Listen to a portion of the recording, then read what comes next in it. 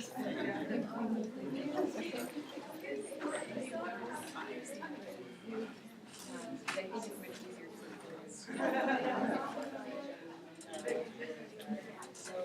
making sure that you're still.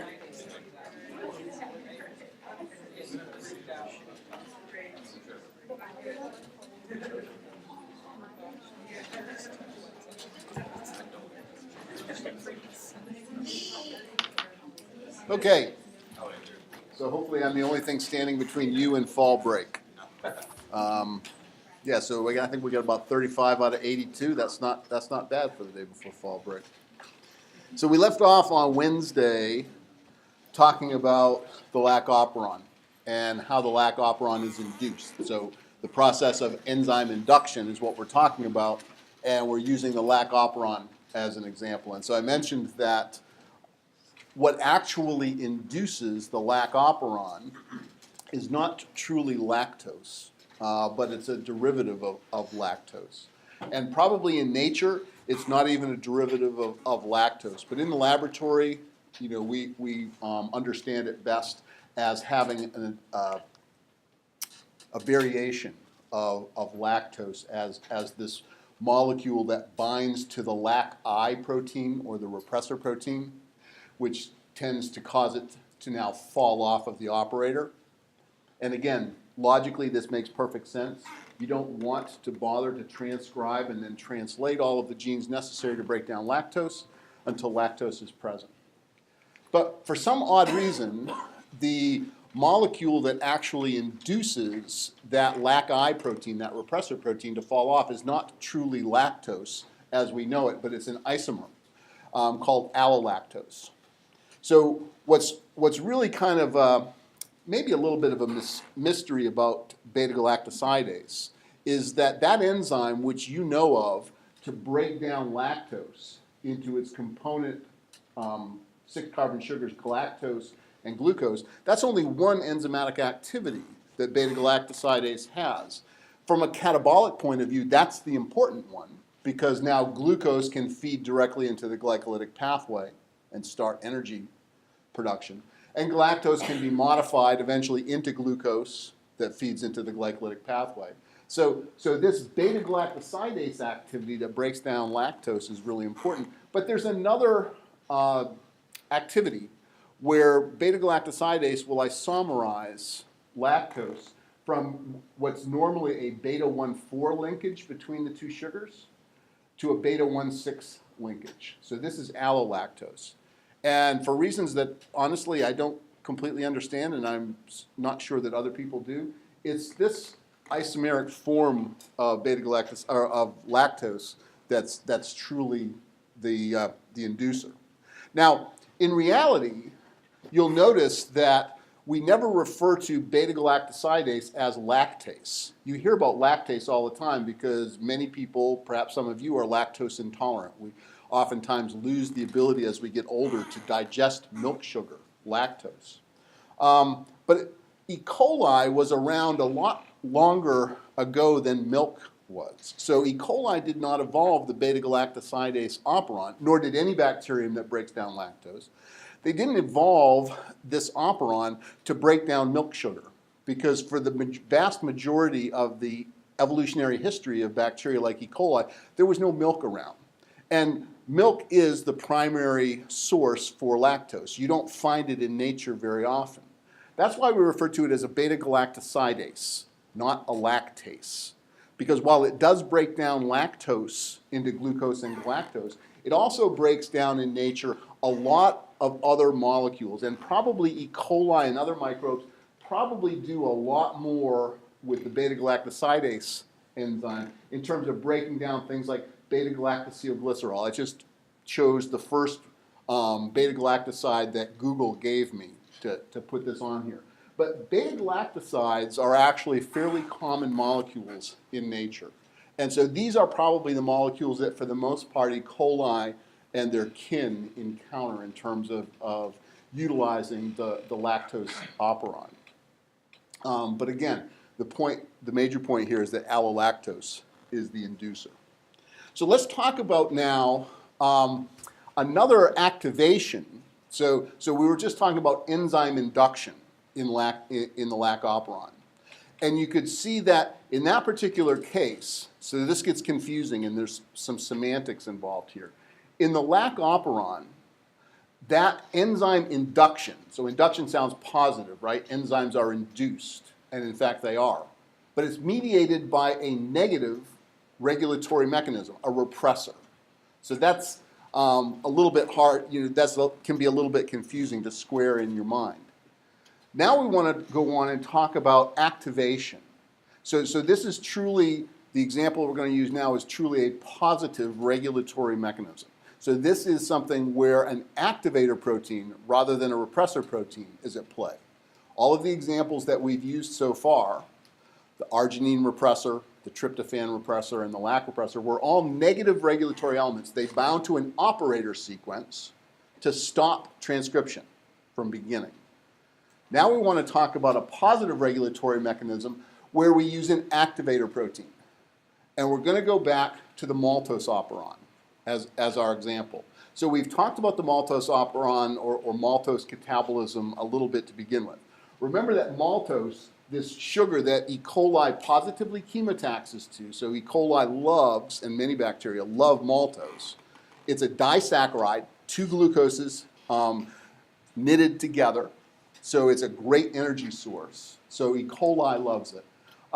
We talked about maltose as one of the import pathways. We used as an example of the ABC transporter or importer, a maltose importer where a paraplasmic binding protein called the maltose binding protein binds to that disaccharide, delivers it to an ABC pathway on the cytoplasmic membrane. ATP is hydrolyzed and maltose comes in. Now, let's talk about how that maltose, so you have actually tracked maltose from the environment into the cytoplasm. Now, how does the bacterium break down maltose and utilize it? It does it in part, at least in part, by this maltose utilization operon. So this operon, if it's expressed, if it's transcribed and translated, results in proteins that allow the bacterium to break down maltose and put it into a form that the bacterium can utilize for energy. So it makes sense that if maltose is not present inside of the cell, the bacterium would be wasting its resources, wasting its energy to transcribe and then to translate the maltose utilization operon. So this operon is set up to use an activator protein. That's what's shown here by this yellow triangular molecule. This is a protein that, as it exists, as it's shown here, as simply the protein by itself, is completely inactive. It's a completely, totally ineffectual protein. It can do nothing. However, when maltose comes in via that ABC transport system, that disaccharide can bind to that activator protein and change its conformation. Just in the same way that allolactose changes the lac-I or lac repressor protein. But now the effect is different. When allolactose bound to the repressor protein, it caused it to fall off. Now, when maltose binds to this maltose activating protein, it changes its conformation such that it can now bind to a site upstream of the promoter for that operon. This promoter site, shown here as the malpromoter, is a weak promoter, which sounds like a bad thing. We have this connotation in our minds that things that are weak are useless, they're ineffectual. When in reality, weak promoters are very important from a regulatory pathway mechanism point of view. The malpromoter, its -10 and -35 sequence don't bind very well to a sigma factor, the sigma 70 of E. coli. So this RNA polymerase, in order to bind to that promoter, needs help. So that help is provided by this activator when it's bound. And remember that the activator is only bound when maltose is present, here listed as the inducer. So now RNA polymerase can bind to that weak promoter because it's getting help. So now this RNA polymerase can initiate transcription because it has a combination of interactions between sigma and this weak -10, -35, as well as a protein-protein interaction between this activator bound just upstream. that can interact with the alpha subunit of RNA polymerase. So the combination of protein-protein interaction between polymerase and the activator and protein-DNA interactions between sigma and that weak MAL promoter allow for transcription to occur only when maltose is present. And this makes perfect sense. So this activator site, as opposed to an operator site, is bound upstream of the promoter. That's kind of a general rule when you think about how transcription factors bind to DNA. Operator sequences, by definition, bind repressors. They bind negative regulatory elements. And so the location for a repressor sequence where a repressor protein binds is either just downstream from where the promoter would bind or on top of it. One way or another, a repressor either stops RNA polymerase progression or stops RNA polymerase from binding altogether. Activator proteins always bind upstream of the promoter. In bacteria, it's usually pretty adjacent to that promoter so that it can physically interact quite easily with the RNA polymerase. Now, in most cases, as I just mentioned, activator sites, so now we're looking at just activator proteins and their binding sites in a generic means. So we're not talking specifically about the maltose operon anymore. So here, an activator protein binding to an activator binding site just upstream allows for very easy physical interaction between polymerase and the activator. This is more often than not the arrangement that you see in bacteria. It makes those of us who are interested in transcriptional regulation quite happy because we don't have to search for long distances to find sites where transcription factors bind.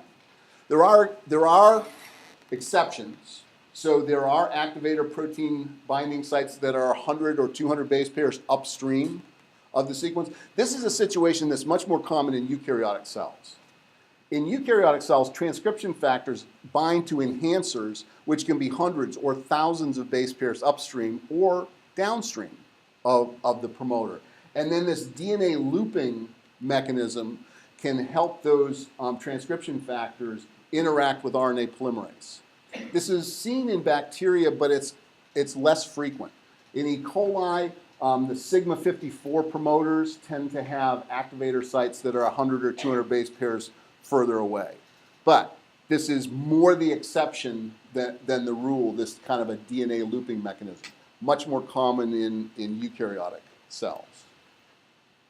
So now, let's talk a little bit about some of the general characteristics that allow proteins to bind to DNA in general. So these principles really apply to either repressor proteins or activator proteins. Any proteins like the LAC repressor or the maltose activator protein, any protein that binds specifically to DNA tends to have some similar characteristics that allow it to stably bind to DNA. So that's what I'm trying to show here with these figures. So what's being represented in this top left cartoon is a homodimer, so two identical proteins interacting with DNA. Now, I made a big point when we talked about transcription termination that you need to be able to understand the concept of inverted repeats because they're not only important for transcriptional termination, they're also very important for understanding DNA binding proteins. So one of a general rule for DNA binding proteins is they tend to bind to inverted repeats. So this is the same type of a sequence arrangement that you'll see for transcriptional terminators. But now we're talking generally upstream of the gene. So recognize here, this double-stranded DNA shown 5' to 3' here is TG, TG, TG. If you look at the other strand, remember you have to look 5' to 3', you'll see nearly an identical sequence coming in the other direction, TG, TG. They've shown that oftentimes these inverted repeats are not perfect repeats, but they have dyad character. They have inverted repeat character. The reason why these inverted repeats are very important is it allows not just one, but two proteins to bind. So this makes the activator protein or the repressor protein much more effective if instead of just binding one protein to one DNA sequence, so in this particular case, what's shown here on the top is the protein, the domains of this brown protein sitting into the major groove of this DNA are interacting with this sequence, 5' to 3', TG, TG, TG. But now because it's an inverted repeat, because it's a dyad, that exact same sequence exists on the other strand. So a second identical subunit of protein can interact in close proximity.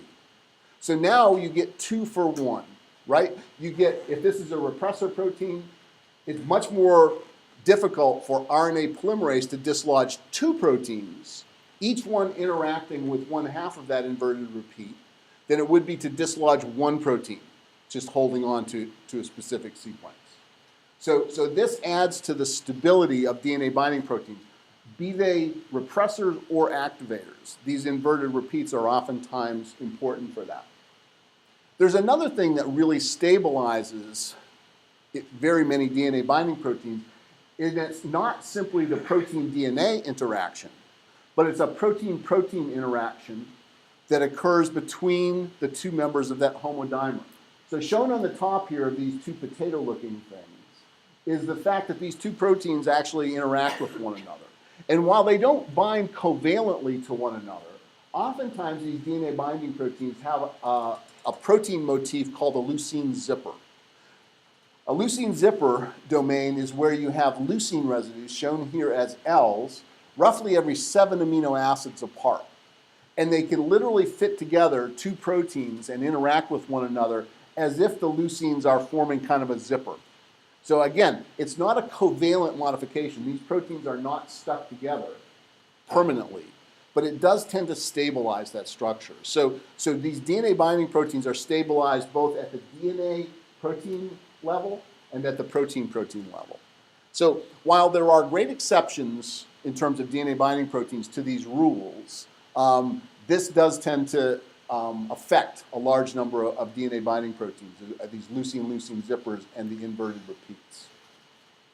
Okay. Everything that we've talked about up till now in terms of biochemical regulatory mechanisms has related to affecting the initiation of transcription. So how does transcription begin when RNA polymerase binds? So we've looked at repressor proteins that tend to stop transcription. We've looked at activator proteins that tend to increase the rate of initiation of transcription. And those are critical means to control gene expression. But there's another level to gene expression control, transcription level control, that has nothing to do with the initiation of transcription. So now we want to talk about a system known as attenuation. Attenuation is a really cool system. You may have touched on this in some other biology classes. But attenuation, by definition, means to lessen in amount. This type of biochemical regulatory mechanism has nothing to do with the initiation of transcription. It has everything to do with the continuation of transcription. Attenuation controls whether transcription continues or terminates prematurely. Other mechanisms control the initiation. The other thing that's really cool about attenuation is that you have all learned the Trivial Pursuit question answer about the difference between bacteria is that without a nucleus, bacteria do transcription and translation simultaneously. That's a very simple answer to a very simple question. But what now, as more sophisticated biologists, you should be thinking about is what are the ramifications? What are the biological ramifications of the fact that bacteria do not have a nuclear envelope to separate the process of transcription, which occurs in the nucleus of eukaryotic cells, and translation, which occurs in the cytoplasm of eukaryotic cells? Since bacteria don't have that, is there any effect of that? And attenuation is one of the best examples of how it is that bacteria can do something biologically that eukaryotic cells don't do because of that seemingly trivial difference, the lack of a nuclear membrane. So the initiation of the transcription is not controlled, It's controlling the completion. So this was first described in E. coli for the tryptophan operon. And since that's the best studied paradigm for attenuation, we will go into detail on the tryptophan operon. But I think it's more striking if you look at some of the leader peptides for other amino acid biosynthetic pathways. Because the example that we're going to use to explore attenuation has to do with the continuation of transcription of genes which lead to the tryptophan biosynthetic pathway. But we could easily talk about the beginnings of the pathway for instance, histidine biosynthesis. What you'll see in most of these pathways for amino acid synthesis is there is almost always a leader peptide. This is actually a gene. I don't like the term leader here because it sounds too much like a 5' untranslated region. It sounds too much like a signal sequence for a protein. Here, in this particular example, when you see this word leader, this is a gene. This is a gene that has a Shine-Dalgarno sequence to bind a ribosome. It has a stop codon to allow that ribosome to dissociate and fall off. But in the case of histidine, in the case of the tryptophan leader protein, it's only 14 amino acids long. This peptide, as it's shown right here, has no role at all. It does nothing. It has no enzymatic activity. It doesn't do a damn thing. It's simply a barometer. So the situation or the attenuation is all based on whether this peptide is formed or not. This is why I like the histidine example a little bit better. Look at this histidine leader peptide. It has the same, it accomplishes the same thing.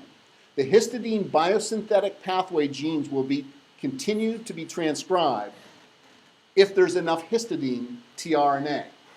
Now, here in this particular peptide, you can see 7 tandem histidines. If that bacterium has a shortage of histidine in its cytoplasm at that particular moment, it's going to have a hell of a time creating that peptide. If it can't create that peptide, that barometer now indicates the cell needs more histidine. And so transcription of the histidine biosynthetic pathway should continue. It's the same thing with tryptophan. Tryptophan, unfortunately, doesn't look as striking because in the tryptophan leader peptide, there are only these 2 tandem tryptophan codons. But they accomplish the same thing. If the bacterium, the situation is such in the cytoplasm of a bacterium that tryptophan tRNA is at low levels, then the ability to synthesize this peptide to completion are slowed. The bacterium will struggle to get tryptophan tRNA to put these 2 trips in. That's an indication that it needs more tryptophan. If, on the other hand, tryptophan is in excess, there's lots of tryptophan tRNA, the bacterium has no problem making that full 14 amino acid peptide. That's a signal. That barometer now says we don't need any more tryptophan, so don't waste our resources expressing the remaining genes of this operon. So what would happen in that particular case is the RNA polymerase would bind to this promoter. We'll talk about the operator later. It will start to transcribe this leader sequence. If that leader sequence at the messenger RNA level is synthesized to its entirety, the RNA polymerase will fall off. It won't bother to transcribe the rest of these genes, and that makes sense. In that particular case, it's not needed. So we haven't talked, I've rearranged some of these slides a little bit, and in previous years I've talked about feedback inhibition. We'll talk about that at the end of attenuation instead of before. But this is similar to a process known as feedback inhibition, where the concentration of the end product controls the completion of transcription. And in this particular case, in attenuation, it's not actually the end product of the biosynthetic pathway that controls transcription. It's the tRNA charged with that particular amino acid. So it's not a direct sensing of the amount of tryptophan. It's how much tryptophan linked to tRNA there is that includes that or that dictates whether this protein is made. And then the attenuation is based on the ribosome. stalling at codons for which the charged tRNAs are in short supply. So this is where bacteria, because they don't have a nucleus to separate transcription and translation, can accomplish a regulatory pathway that eukaryotes don't. Because in prokaryotic cells, transcription and translation are coupled. They're occurring at the same time. So the rate of translation can actually physically interact with the rate of transcription. They can affect one another. This can't happen in a eukaryotic cell because they're separated by that nuclear membrane. So we're going to go through a couple of cartoons that show this process, and hopefully one of them resonates better with you than another. So on the left-hand side of this panel is a situation where in this particular bacterium, tryptophan is present in excess. If that's the case, the bacterium does not need to transcribe all of these genes. So here, just to orient you, here's the DNA shown in green. Here are the genes for the biosynthetic pathway. 5 genes for the biosynthetic pathway, all part of this tryptophan operon, E, D, C, B, and A. RNA polymerase is already transcribing the DNA. And what's shown here in this red is the messenger RNA for that leader peptide. So these things are obviously not to scale. So RNA polymerase would be much larger than this. This piece of messenger RNA only encodes 14 amino acids. So it's shown here much longer than it would be, as opposed to these structural genes for the enzymes of tryptophan synthesis, which are very large genes. So not to scale at all. But this piece of RNA is meant to represent the first portion of that operon, which is the leader peptide, that encoding that 14 amino acids. So what happens is that this ribosome, as it translates that messenger RNA, makes the full-length 14 amino acid peptide very easily. Tryptophan is present there, so the ribosome just translates through those 2 tryptophans to the stop codon and releases that protein. What that means is that the bacterium doesn't need tryptophan. So when the ribosome gets to this site, number 2, so people have arbitrarily taken the messenger RNA for this leader peptide and broken it down into 4 regions, referred to appropriately enough as 1, 2, 3, and 4. When the ribosome can translate the entirety of that leader peptide, it actually reaches region 2. That's important because when the ribosome is covering up region 2, a stem loop will form. And this is a stem loop that you've heard about before. This is an intrinsic terminator. This messenger RNA that forms a stem between region 3 and region 4 is followed by a poly-U tail. That's a classic canonical transcriptional terminator, and that's going to kick RNA polymerase off before RNA polymerase has wasted all of the nucleotides to synthesize messenger RNA from the tryptophan operon. This makes perfect sense. You don't need those genes transcribed because tryptophan is present in high levels. Now that situation doesn't continue forever. So as you move from left to right in this figure, imagine that you're going through time. In this particular situation shown on the left, tryptophan levels are going to fall over time, right? You're not transcribing the genes for the biosynthetic operon. So over time, tryptophan levels fall, and the cell finds itself in a condition shown here on the right, where tryptophan is at low levels. Now it needs to change direction. It needs to begin to synthesize tryptophan again. So now, the ribosome binding on to the messenger RNA for that leader peptide gets to those 2 tandem tryptophan codons and stalls. So you'll notice in the cartoon on the right that the ribosome is now covering up region 1, but it can't easily proceed to region 2 because it's waiting for tRNA with tryptophan attached to it. It's just sitting there idling. It's stalled. It's waiting. What that does is by having the ribosome only covering up region 1 but not region 2, it allows an alternative stem loop structure to form called, appropriately enough, the anti-terminator. So the region on the left here formed a terminator. under tryptophan replete conditions. Under tryptophan depleted conditions, shown on the right, the ribosome stalls and it allows the formation of this alternative structure called the anti-terminator. And this is an anti-terminator simply because it prevents the terminator from forming. It's not shown especially well in this cartoon, but it'll be shown better in the next cartoon. Notice how many more base pairs there are in this stem on the right in the anti-terminator. So this RNA base pairing is much more stable because there's a lot more interaction, internal complementary between region 2 and region 3 of that RNA than there are between region 3 and region 4. So in this particular situation on the right, it is possible to form either one of those two competing secondary structures, the terminator or the anti-terminator. But you can see that the anti-terminator is more stable.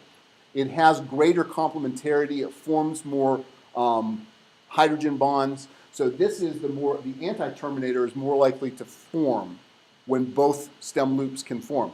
That anti-terminator stops the terminator from forming. That allows the RNA polymerase to continue downward transcribing all of the genes necessary to synthesize tryptophan. And so tryptophan levels will rise over time, and you switch back to the situation on the left-hand side of the cartoon. So this maintains a very tight homeostasis of tryptophan within that cell. So this is just another cartoon to help you conceptualize this. I think I like this one a little better, even though it's a little fuzzy. The situation on the left, again, high tryptophaneal tRNA levels. It's important that you remember that this system is not sensing tryptophan directly. It's sensing the abundance of tryptophaneal tRNA. Here is the 4 sections of that leader messenger RNA, broken down into regions 1, 2, 3, and 4. I like this cartoon because it shows you that the 2 tryptophan codons are within region 1 of that messenger RNA. And here's the stop codon. So TGA is the nonsense or stop codon. Now, under high tryptophaneal tRNA, the ribosomes have no problem translating through those 2 trip codons to this TGA. So you have ribosomes shown here as these green balls covering up region 1 and actually getting down into region 2. So the ribosomes are covering up, they're engaging somewhat with region 2, which prevents it from being able to base pair with another part of the DNA or RNA. So that forces the only secondary structure that can form is the terminator. So again, I like this cartoon better because it not only shows the stem loop, so here's the internal complementarity, here's the loop sequence, but it shows this poly-U tail. So this is the classic factor-independent terminator that's going to kick RNA polymerase off and stop transcription. So tryptophan levels or tryptophan tRNA levels are going to drop. You'll find yourself, or the bacterium will find itself in a situation on the right where tryptophaneal tRNA levels drop. Now the situation is such that that same piece of messenger RNA, when ribosomes bind, they stall at region 1. Region 1 is where the 2 tryptophan codons are. And now you get this alternative secondary structure, the anti-terminator forming, because it has more stability. That prevents the terminator from forming, and so transcription can continue. So attenuation controls not whether transcription starts, but whether transcription continues. So in case my crystal clear explanation using these 2 cartoons are not enough, I actually have an animation narrated by somebody other than me that might actually help. And it's not the next slide. Sorry, I forgot what, I have it up here. I should have seen it. It's not my next slide. There will be an animation narrated by somebody that sounds a lot better than me.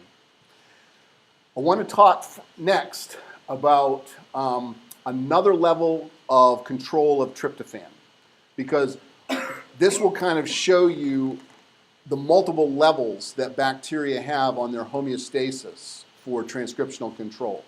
And this is not a type of transcriptional control that we haven't talked about. This is actually an enzyme repression event. So in the absence of tryptophan, there is actually a repressor protein that has the ability to sense the presence or absence of tryptophan. This is not tryptophaneal tRNA any longer. This is tryptophan itself. When tryptophan levels, when the amino acid levels rise, indicating that the bacterium doesn't need any more tryptophan, one of the ways that it can control the levels is to stop or to try to stop transcription before it begins. So when tryptophan binds to this repressor protein, now the conformation of that repressor protein is such that it can bind to an operator to stop transcription, or to at least to slow it down. So this is yet another level in terms of how the bacterium controls tryptophan levels. So there's a tremendous premium within bacteria to be incredibly energy efficient. It needs tryptophan, but it doesn't want to waste its energy making it when it doesn't need it, but it wants to make sure that it does make it when it needs it. So what we're going to see by the time we're done here is that for the example of tryptophan biosynthesis, bacteria have three very distinct pathways to make sure that the tryptophan levels are basically rock solid. If you are able to look at tryptophan levels in a bacterium under most conditions, you would see that they wouldn't vary tremendously, very much, because the bacteria have at least three different levels that allow them to fine-tune their control of tryptophan biosynthesis. And so this regulatory mechanism is yet another one. And yes, my next slide is the animation. The 5 genes needed for the biosynthesis of the amino acid tryptophan are expressed together in the trip operon in E. coli. Initiation of transcription is controlled by the repressor. When tryptophan is present, it binds to the trip repressor, and together they bind to the operator. RNA polymerase cannot move past the repressor molecule, and no transcription occurs. If tryptophan is lacking in the medium, repressor does not bind to the operator, and transcription begins. An additional control, called attenuation, occurs early in transcription of the leader region of the trip operon.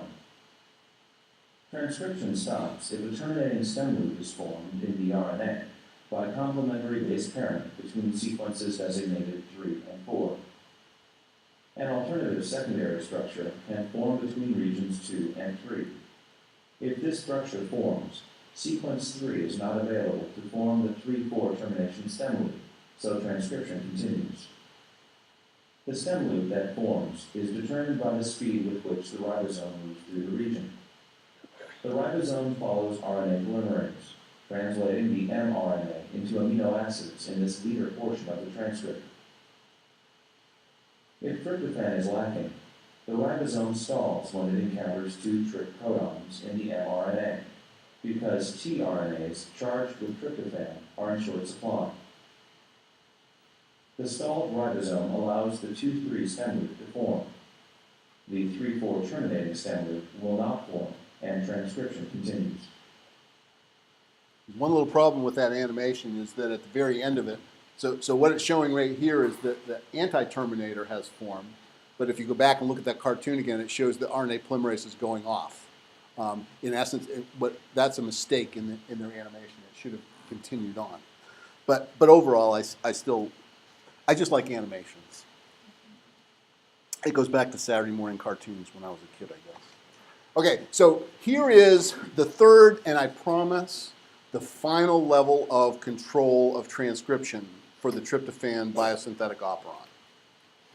More than you ever wanted to know about tryptophan. So this is the feedback inhibition that I alluded to earlier. So here is the pathway for the synthesis of tryptophan. So let's take some time and go through this step by step in detail. No, I'm kidding. Basically, what I'm just trying to show you here is that this is actually a pretty complex biosynthetic pathway that ends up producing tryptophan. It takes not only the 5 genes in that operon, A, B, C, D, and E, but there are other genes that are not even part of this operon. Notice that there's TRPG here and TRPF.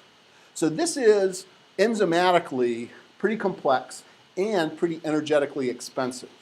So A third way that bacteria control the ability to produce tryptophan is actually perhaps the most rapid and maybe the most efficient means that they can use to stop tryptophan synthesis when they don't need it. If you think about the pathways that we just talked about, either the trip repressor or attenuation, those both affect messenger RNA synthesis. And then that messenger RNA needs to be translated into protein. So it's not something that can respond really rapidly to changes in tryptophan levels. Feedback inhibition is different than that. So it has the ability to stop the synthesis immediately. So the amino acid tryptophan, the end product of this pathway, actually binds to the first enzyme in this pathway, TRPE. TRPE actually acts as a heterodimer with TRPG, but that's irrelevant. But tryptophan will bind to TRPE to stop its activity. So if tryptophan levels rise, one of the first things that happens is tryptophan binds to the very first enzyme in the biosynthetic pathway and inhibits it. So it changes the conformation of the protein, something called allosteric modification, which we'll talk about in a second. But this is a very efficient point in which to interfere, because now TRPE doesn't make anthralenate, which now doesn't use up the energy of, involved with TRPD. So it stops tryptophan biosynthesis and saves the bacterium all of those resources, all of those NADPH molecules, all of those precursor molecules to be used somewhere else. So feedback inhibition is very rapid because it's acting on enzymes that are already preformed. It's stopping the pathway. So that was the example, the specific example of tryptophan. Let's talk, let's now back up a little bit and think about feedback inhibition more generally. So not just in terms of that, because the tryptophan biosynthetic pathway actually points out some very nice general aspects to feedback inhibition. Feedback inhibition is oftentimes found in anabolic pathways, pathways that are creating things, because you don't need to create things if you've already got enough of them. So this is a common regulatory mechanism for anabolic pathways. The feedback inhibition allows for very efficient and rapid control in response to the need for the end product. So what's being shown here is a hypothetical pathway, just like the tryptophan pathway. If the end product is present at high concentrations, it virtually always acts on enzyme 1. That's the most efficient point. In essence, the end product, tryptophan or whatever, could actually act on enzyme 3 to stop the production of tryptophan or whatever the product is, but it would have wasted all of the energy of enzyme 1 and enzyme 2. So these systems virtually always act very early in the pathway. And the way that the end product has its way or makes its effect is what's known as allosteric modification of the enzyme. And so this is probably something that you remember from earlier either biochemistry classes or just general biology classes. But in allosteric modification, you can have an enzyme modified such that its activity is changed. So the product of an anabolic pathway can bind to a distinct site on an enzyme. So here in this green ball shown here, this hypothetical biosynthetic protein has a catalytic site. So this is a site that could bind to a substrate and change that substrate enzymatically into the next step in the pathway.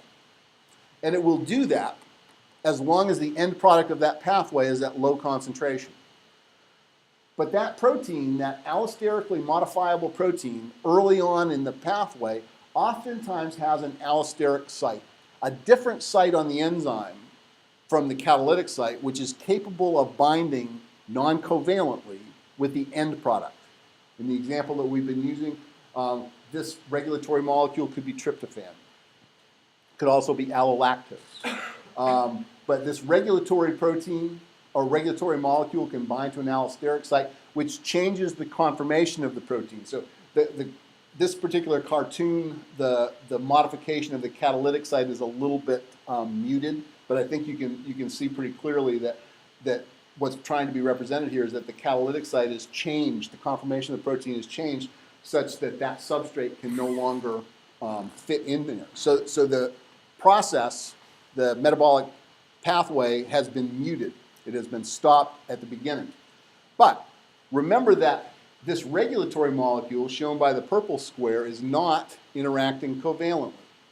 So whether this protein, this enzymatic protein, exists in the top conformation, the active conformation, or the bottom conformation, the inactive, all depends on the concentration of that end product.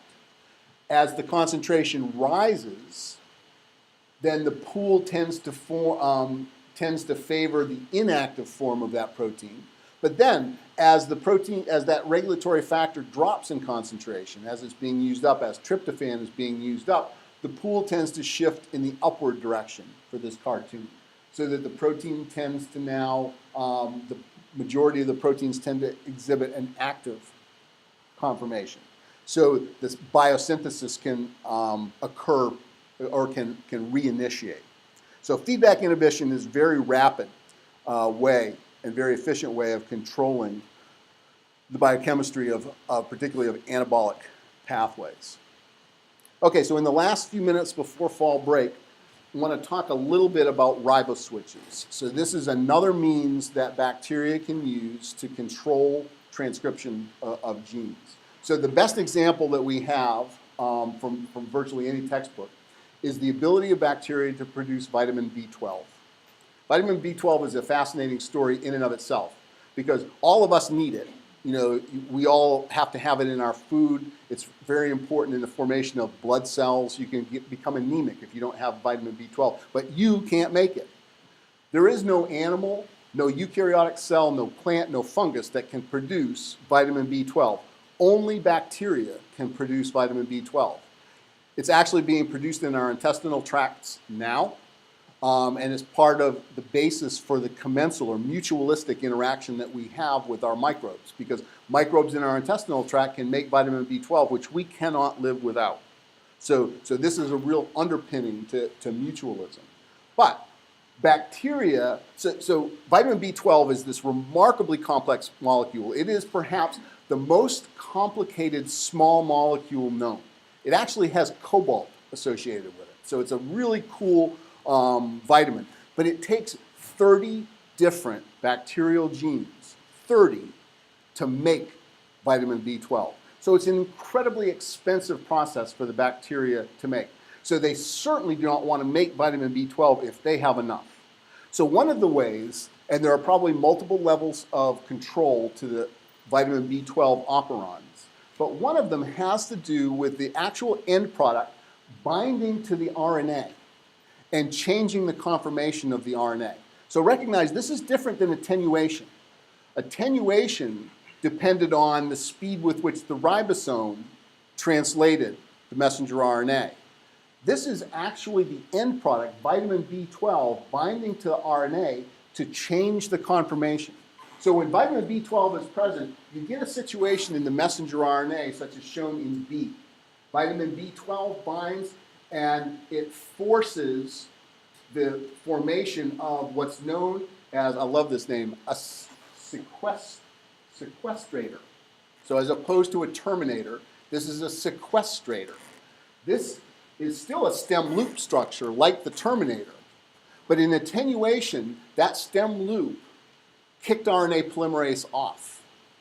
In this particular case, what's happening is that the sequestrator, when it's formed, and it's only formed when vitamin B12 is at high levels, sequesters, hence the term sequestrator, the Shine-Dalgarno sequence, the ribosome binding sequence, and the start codon.